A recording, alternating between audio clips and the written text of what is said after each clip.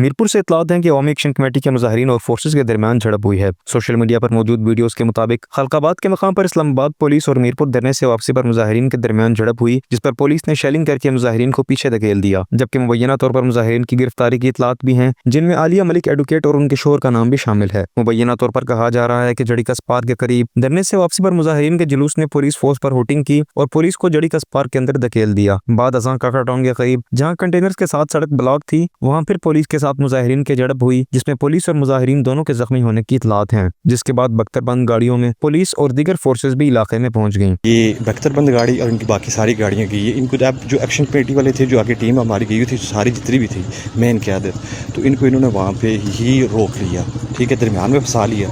उसके बाद फायरिंग हुई है, शेलिंग बहुत ज़्यादा हुई है। उसके बाद सिर्फ एम्बुलेंसेस गई हैं। अब तक हमें कोई अपडेट नहीं मिल रही, ना आगे जाने दिया जा रहा है। रिपोर्ट्स के मुताबिक काका टाउन में मुजाहिरीन और फोर्सेज के दरमियान झड़प में शेलिंग के बाद एम्बुलेंसेज को भी मौका पर जाते देखा गया है। ताहम इंटरनेट सर्विस मुअत्तल होने के बायस मजीद तफसीलात सामने आने में दुश्वारी का सामना है। Mohammad Hashim, JK news, Mirpur, Azad Kashmir.